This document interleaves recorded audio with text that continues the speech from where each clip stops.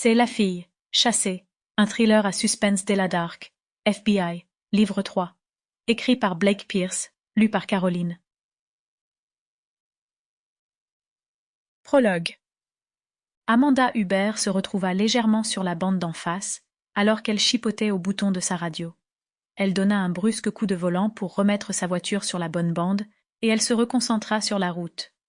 Trouver une musique agréable pour rouler était loin d'être aussi important que rester en vie.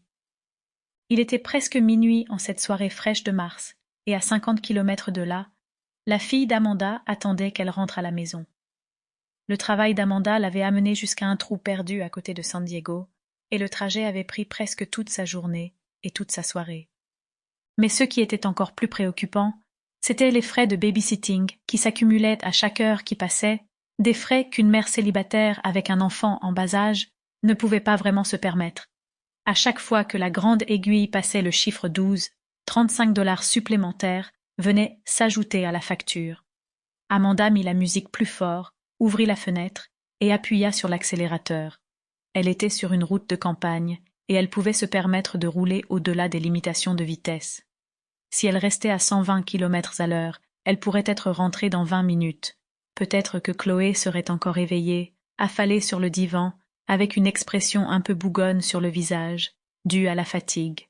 Elle ne s'endormait jamais profondément quand c'était quelqu'un d'autre que sa mère qui la mettait au lit.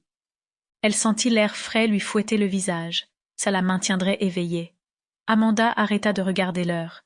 Il était déjà 23h43. Il y avait peu de chances qu'elle arrive chez elle avant minuit. Elle allait devoir ajouter une autre heure à la facture. Alors il valait mieux qu'elle arrête d'y penser. Elle laissa son esprit vagabonder.